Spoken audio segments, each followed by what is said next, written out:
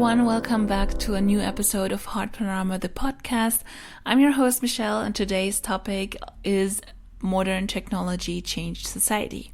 Please remember that any mentions of brands, products, or services in this podcast are only included for discussion purposes and are not paid or sponsored in any way. I'm just talking about these things as I go along. So, as I said, today I want to talk about how modern technology changed society, and it all came to my mind when I saw a tweet from someone who said that they think that time perception changed compared to about 20 years ago. And first I thought it was because of the accelerated forms of communication we nowadays have, and actually there's more to it than that. So first of all, the feeling nowadays is that people aren't as patient as they used to be in the 90s, for example, and they pretty much get annoyed when, for example, their internet lags or their computer doesn't work as fast as they're used to. And it's just because we've become so used to being so flexible and having technical devices that work so fast. And for example, when we want to look up something, we get the answer right away. So there is so much included in this topic, actually. So I thought it was worth it to talk about it a bit.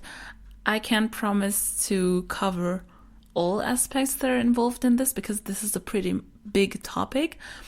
And also, please bear with me if my thoughts aren't in a perfect order, because I just wrote down my thoughts spontaneously and I didn't take so many notes because I didn't want this podcast to sound so planned.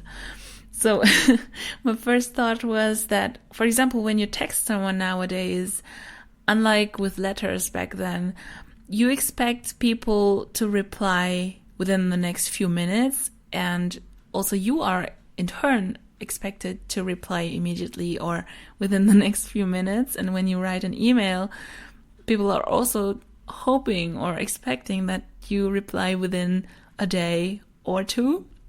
So I feel like the perception of people has pretty much changed, because when you wrote letters back then, you knew that it would take at least a day to arrive at the other person's address, and then it will take them some time to reply, and then some time to arrive at your address. So it would involve about 2 or 3 days at the minimum to have a reply to your letter first. And nowadays, you always write emails or texts, and somehow you wait for a reply in a much shorter time than it was back then. And I think sometimes this can cause a lot of stress. And I've also noticed this pressure when I started working full-time, because people are mostly communicating via email. And when you don't reply to them for like 3 or 4 days, they ask you if you read their email. And I think it's kind of funny, because back then when you wrote letters, no one would have thought of like asking, have you read my letter yet? Like 2 or 3 days later. But nowadays it seems easier to like send another email and ask, have you read my email? And be worried that they oversaw it or overlooked it. And I don't know, I feel like this is kind of a weird pressure we're under nowadays. Also, not only communication has changed, but also technology in general, because computers work faster. You have access to information almost everywhere. You can look things up on your computer, on your cell phone, smartphone. And I think also the major change here is that you can look things up wherever you are, because most people have their mobile devices. Doesn't matter if it's a smartphone or a tablet or something else, a smartwatch or something similar to that. I think we've become so attached to those things and attached to being available all the time that we're not used to being separate from those things anymore. I mean, back then when you didn't have a cell phone and you wanted to meet up with friends, for example, then you showed up when you were expected to be there. For example, you said we meet at 1 p.m. and then you were there. And nowadays it's more like, okay, if I show up 5 minutes later, I can text them and say, don't worry, I'm fine, I'm just late. And I feel like this happens more and more. And I myself am guilty as well, because back then I always tried to show up on time, and now there's no big stress about it, because you can always tell people, oh, I'm running late, I'm getting there like 5 minutes or 10 minutes later, and they know what is happening. They don't worry about you, and you aren't stressed anymore. So yes, there are good sides to those changes that we went through for the past 20 or 30 years. But I don't know if this is really something that is better than before, because back then people seemed to be on time. And now I feel like, or maybe it's just my generation. I have no idea if it is the whole society that changed that way.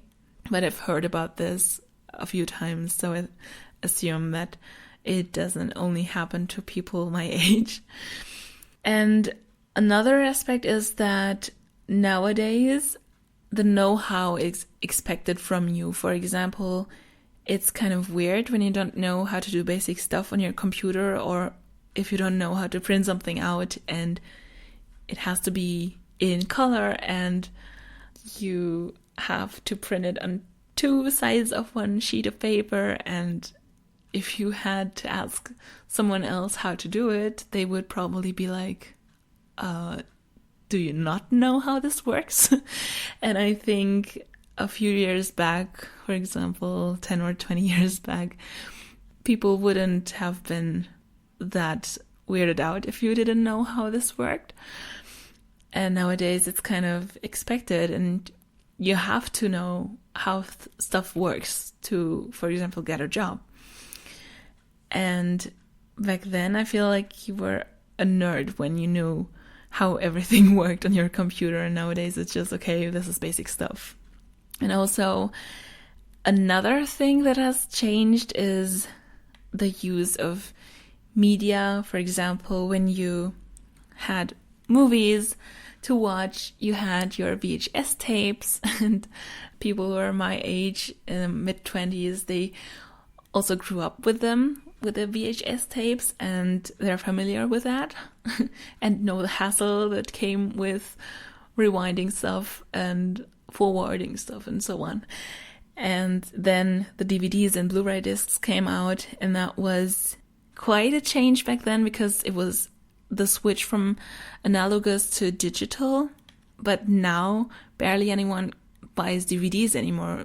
Me, for example, I don't know when I bought my last DVD. I do have a shelf where all my best movies on DVDs are, but I also don't remember when was the last time that I actually used one, because nowadays most people stream their movies online and also their series, and it also got much less expensive in comparison to buying DVDs. So this is also something that the current or modern technology changed in society, because it has become more common to just stream movies and series instead of buying DVDs or Blu-ray discs, or even going to the cinema. For example, when I was 16, my friends and I went to the cinema for 4 or 5 times a year at least. And now it's a pretty big event when I go to the cinema, for example, 2 times in a year. So I think that is also a point that has changed in the past few years. But the plus side of that aspect is that you also save storage in your home. You don't have to put all the DVDs you buy on your shelf, but you can just have a digital library if you buy movies online, or if you stream things, you don't even need a certain storage, you just stream the movies. And that also applies to books or e-papers, because nowadays there is the possibility of using e-books. Though with books, I have to say I'm a kind of person who still likes to read real books because I want to feel the book in my hand, and I kind of want to have a break from all the digital stuff. So when I read a book, it's actually my time off some sort of digital media, but just read the book as it is.